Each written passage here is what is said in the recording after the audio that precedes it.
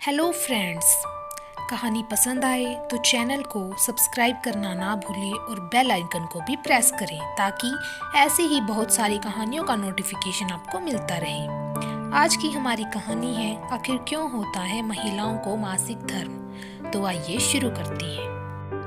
क्या आप जानते हैं कि महिलाओं को होने वाले मासिक धर्म का पुराणों में उल्लेख शामिल है?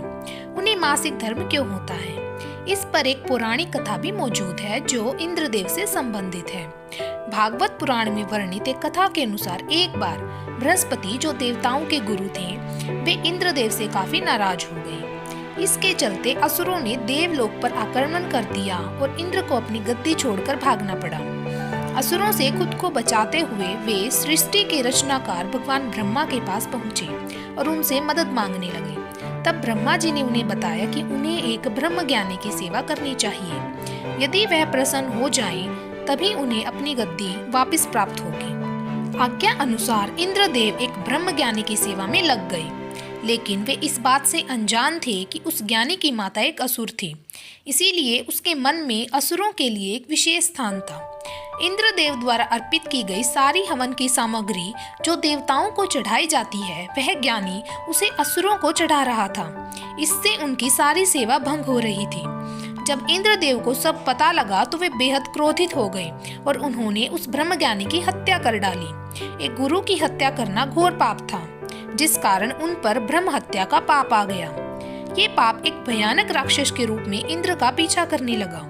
किसी तरह इंद्र ने खुद को एक फूल के अंदर छुपाया और 1,00,000 साल तक भगवान विष्णु की तपस्या की। तपस्या से प्रसन्न होकर भगवान विष्णु ने इंद्रदेव को बचा तो लिया, लेकिन उनके ऊपर लगे पाप की मुक्ति के लिए एक सुझाव दिया। इसके लिए इंद्र को पेड़, जल, भूमि और स्त्री को अपने पाप का थोड़ा थोड़ा अंश देना था।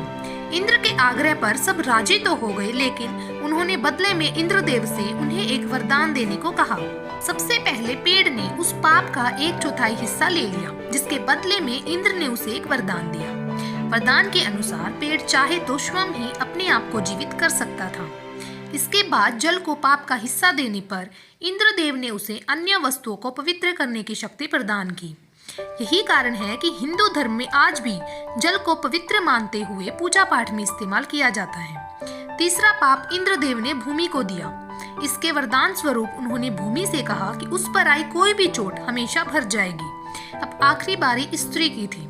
इस कथा के अनुसार स्त्री को पाप का हिस्सा देने के फलस्वरूप उन्हें हर महीने मासिक धर्म होता है, लेकिन उन्हें वरदान देने के लिए इंद्र ने कहा कि महिलाएं पुरुषों से कई गुना ज्यादा काम का आनंद उठाएंगी। इस दौरान वे ब्रह्म हत्या यानी कि अपने गुरु की हत्या का पाप ढो रही होती हैं। इसीलिए उन्हें अपने गुरु तथा भगवान से दूर रहने को कहा जाता है।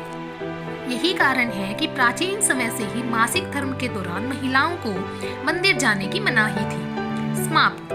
कहानी को लेकर आपके मन में कैसे कैसे विचार आए, कमेंट बॉक्स में जरूर बताएं। धन्यवाद।